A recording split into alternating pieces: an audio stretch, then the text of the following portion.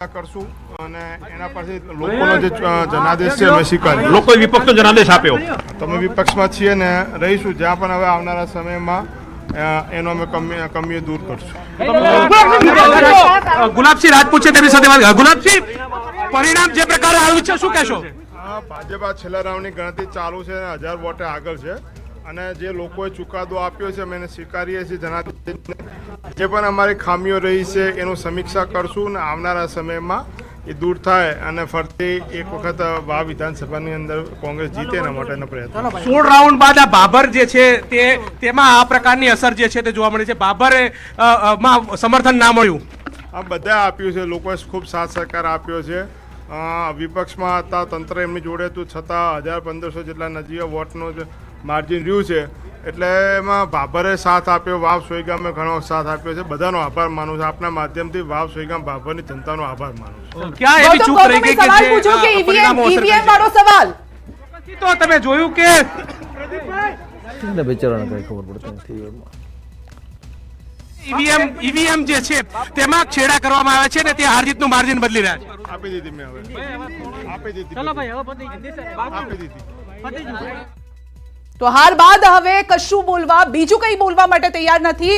અહીંયાથી એ સાબિત થઈ ગયું છે કે સ્વરૂપજીની જીત થઈ છે. ભાજપની જીત, વાવમાં 7 વર્ષનો જે વનવાસ છે તે પૂર્ણ થયો છે તેવું સંધ્યા જીત નિશ્ચિત હોય તે પ્રકારના દ્રશ્યો જોવા મળી રહ્યા છે. લોકો ગેલમાં આવી ચૂક્યા છે. ભારતીય જનતા પાર્ટીના કાર્યકર્તાઓ જે છે તે વિક્ટરીનું નિશાન કરતા પણ થોડા સમય પહેલા કેમેરામાં કેદ થયા હતા.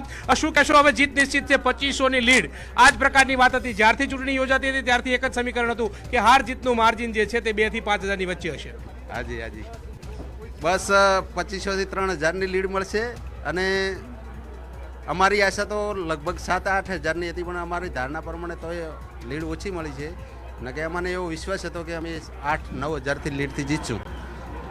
ચોક્કસથી. તો અત્યારે હાલ તમે જોઈ રહ્યા છો કે તમામ લોકો જે છે તે જે પરિણામની આતુરતાપૂર્વક રાહ જોતા હતા તે પ્રકારના દ્રશ્યો તમામ સ્ટેન્ડ બાય થયેલા જોવા મળી રહ્યા છે. એ જ રીતે સીધા બહારના દ્રશ્યો તમને બતાવવા જઈ રહ્યો છું કે જ્યાં કાર્યકર્તાઓ જે છે તે ભારતીય જનતા પાર્ટીના ધીરે ધીરે રોડ ઉપર જમા થતા જે છે તે જોવા મળી રહ્યા છે. જીત થતી નિશ્ચિત જોવા મળી રહી છે ને તેને લઈ અને તમામ લોકો જે છે તે ઉત્સાહપૂર્વક ઉજવણી કરતા હોય તે પ્રકારના દ્રશ્યો જોવા મળી રહ્યા છે. દ્રશ્યો સાફ રીતે જોવા મળી રહ્યા છે કે મોટી સંખ્યાની અંદર જે લોકો અત્યારે હાલ ઉપસ્થિત થઈ ચૂક્યા છે. આ સીધા જે કાઉન્ટિંગ સ્ટેશન જે છે તેના બહારના દ્રશ્યો જે છે તે જોવા મળી રહ્યા છે. ગેટની બહાર લોકો જે છે તે વિક્ટરીનું નિશાન કરીને એકબીજા જે ઉજવણી કરતા હોય, જીતની જે વાત રજૂ કરતા હોય તે પ્રકારના દ્રશ્યો જોવા મળી રહ્યા છે. સાફ રીતે જોવા મળી રહ્યું છે કે એક ભારત માતા કી જય બોલાવી રહ્યા છે. લોકો ઉત્સાહપૂર્વક આવી રહ્યા છે કારણ કે ક્યાંક ધબકારા સંધ્યા થમી ગયા હતા. 16 રાઉન્ડ સુધી કોંગ્રેસ આગળ હતું. ત્યારબાદ 16 રાઉન્ડ બાદ જે સમીકરણો રચાયા છે અને ત્યારબાદ લીડ ગૌતમ છેલ્લો રાઉન્ડ પૂર્ણ થવાને હજુ કેટલો સમય છે? કારણ કે ઈવીએમ ખોટવાયું હતું તેવા સમાચાર ત્યાંથી સામે આવ્યા. હજુ કેટલો સમય, ફાઇનલ પરિણામ માટે કેટલો સમય લાગી શકે છે? હજુ 23મો રાઉન્ડ શરૂ છે. 23મા રાઉન્ડની ગણતરી કરવામાં આવી રહી છે. ત્યાં ઈવીએમ ખોટવાયું હતું તેને સાઈડમાં મૂકવામાં આવ્યું હતું, પરંતુ 1000ની લીડ સાથે તે 22મા રાઉન્ડ અંતર્ગતની કાર્યવાહી પૂર્ણ કરીને 23મા રાઉન્ડની ગણતરી શરૂઆત કરવામાં આવી છે. તેમાં પણ લીડ મળી રહી છે. એટલે કે જ્યારથી ચૂંટણી સર્જાઈ હતી ત્યારથી ન્યૂઝ 18 જે છે તે વાત કરતું હતું કે જન સમર્થન ભારતીય જનતા પાર્ટી તરફ છે, સરકાર તરફ છે અને એ તરફનો ઝુકાવ જે છે તે જોવા મળી રહ્યો છે. એટલે કે હાર જીતનું માર્જિન જે છે તે 3 થી 5000ની વચ્ચે હશે. તે વાત પણ સાચી હોય તે પ્રકારના દ્રશ્યો ફરી એકવાર આ ગેટ બહારના દ્રશ્યો સંધ્યા જે છે ફરી દોડીને જાઓ કાઉન્ટિંગની નજીક, ફરી દોડીને જાઓ ને ત્યાંથી આંકડો આપો અમને. ચોક્કસથી જીતના દ્રશ્યો બતાવીશું આપણે. 23મો રાઉન્ડ પૂરો થઈ ચૂક્યો છે.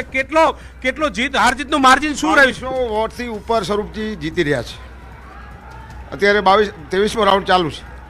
કેટલું કાઉન્ટિંગ થઈ ગયું છે? કેટલા મત બાકી હતા? છેલ્લો અડધો રાઉન્ડ બાકી છે, બાકી બધું પતી ગયું. અડધો રાઉન્ડ બાકી છે અને 2200 વોટ થી સ્વરૂપજી જીતતા હોય તે પ્રકારની વાત છે. આ સીધા દ્રશ્યો તમે જોઈ રહ્યા છો કે ઠાકોર સમુદાયના તમામ સમર્થકો જે છે તે બહાર જોવા મળી રહ્યા છે અને એ એક જ વાત કરી રહ્યા છે કે જીતીશું અને એ પ્રકારની અડધો રાઉન્ડમાં એક ક્વિક રિએક્શન લઈ લઈએ અહીંયાથી. અડધા રાઉન્ડમાં કેટલો ફેર પડે, કેટલા મતનો ફેર પડી શકે? એક મિનિટ ગૌતમ, 500-700 500-700 એટલે એમણે ઓલરેડી 2200-2500 કીધા છે, એટલે 3000ની આસપાસ કદાચ આ આંકડો જો બેસી રહ્યો છે જીતનો, તો 3000ની આસપાસથી એ મતથી 3000 મતથી લીડથી સ્વરૂપજી જીતી રહ્યા છે, એ આંકડો અત્યારે અમારી સામે આવ્યો છે. અમે લગભગ 2 થી 3000 ઉપરના વોટથી જીતીએ છીએ અને એમાં વાવ વિધાનસભાના મતદારો આ વખતે મન મનાવી લીધો હતો કે 7 વર્ષનો એમણે વનવાસ ભોગવ્યો છે વિકાસના દ્વાર ખોલવા માટે. વાવ વિધાનસભાના એમાં ભાભર તાલુકાએ નક્કી કર્યું હતું કે આપણે 16 થી 18,000ની અમારી લીડ હતી, એવી અમારી ગણતરીની ધારણા મુજબ કે સુઈગામ અને વાવ તાલુકો 15,000ની લીડ આપશે. એ ગણતરી સાથે જ અમે ભારતીય જનતા પાર્ટીના આગેવાનો કાર્યકરોએ પ્લાનિંગ કર્યું હતું કે આપણે ભાભરમાંથી 17-18,000ની લીડ લઈશું, એટલે એ મુજબ જ અમને મત મળ્યા છે.